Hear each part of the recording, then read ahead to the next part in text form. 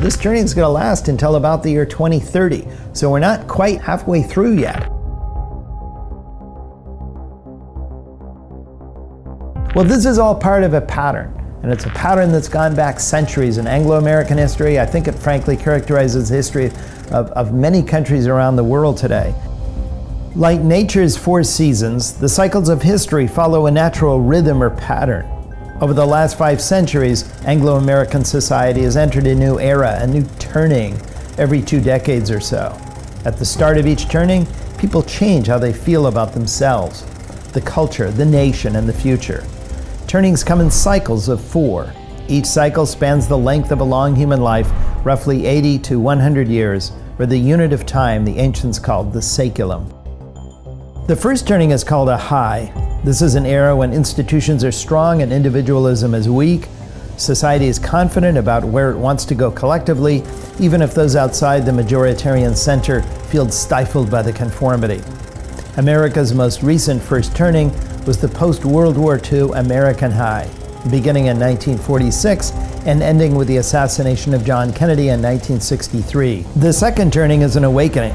This is an era when institutions are attacked in the name of personal and spiritual autonomy. Just when society is reaching its high tide of public progress, people suddenly tire of social discipline and want to recapture a sense of inner authenticity. Young activists and spiritualists look back at the previous high as an era of cultural poverty. America's most recent awakening was the consciousness revolution, which spanned from the campus and inner city revolts in the mid-1960s to the tax revolts of the early 1980s. The third turning is an unraveling. The mood of this era is in many ways the opposite of a high. Institutions are weak and distrusted, while individualism is strong and flourishing. Highs follow crises, which teach the lesson that society must coalesce and build. Unravelings follow awakenings, which teach the lesson that society must atomize and enjoy. America's most recent unraveling was the long boom in culture wars beginning in the early 1980s and probably ending in 2008. The era opened with triumphant morning in America individualism and drifted toward a pervasive distrust of institutions and leaders, an edgy popular culture, and the splitting of national consensus into competing values camps, red and blue. And finally, we enter the fourth turning, which is a crisis. This is an era in which America's institutional life is torn down and rebuilt from the ground up, always in response to a perceived threat to the nation's very survival. Civic authority revives, cultural expression finds a community purpose, and people begin to locate themselves as members of a larger group. In every instance, fourth turnings have eventually become new founding moments in America's history, refreshing and redefining the national identity. Currently, this period began in 2008 with the global financial crisis and the deepening of the war on terror, and will extend to around 2030. So what does all this say about our future? Well, in our paradigm, America has entered the fourth turning. What can we say about fourth turnings? Each turning lasts around 22 years, so this turning is going to last until about the year 2030. So we're not quite halfway through yet. Now, this is the winter of history. It's a time of creative destruction of public institutions. We're going to radically change, ultimately, when we get out the other end of this thing, our politics, our economics, our sense of what we need in terms of public infrastructure in our lives. And very much of that is going to be shaped by the values and aspirations of the rising millennial generation. What do we know of the morphology of these turnings? Well, it starts with the catalyst. And of course, the catalyst was, like 1929, it was 2008. A sudden shock to our system. Saying, okay, we're in a new place now. You know, we're not in Kansas anymore. We have a whole new sense of where we need to go as a nation. We suddenly shocked out of our third turning individualism, celebrity circuses, and whatever we thought about back then. Things are going to be different now. Families are suddenly aware that they're not going to do as well as their parents. We're suddenly see that our role in the world maybe is not what we expected. That's the first thing.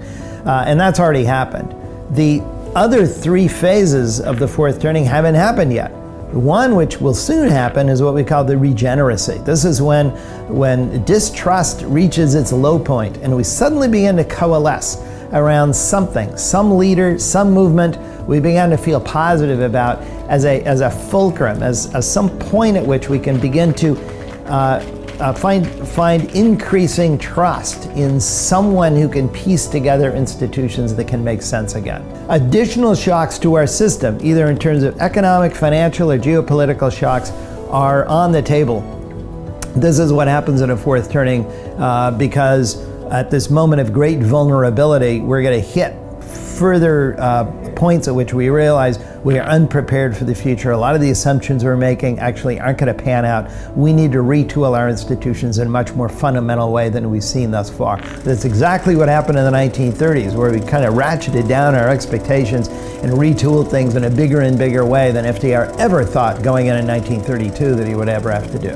That's where we're going to go. And that's going to lead to what we call the crisis. That's the third point in a fourth turning, when suddenly things get worse and worse, but we're beginning to match it with greater and greater civic effort. We're rebuilding our civic life to match this greater and greater sense of crisis. Then we reach the crisis and pass it, and then that leaves the final act in a fourth turning, and that's what we call the resolution.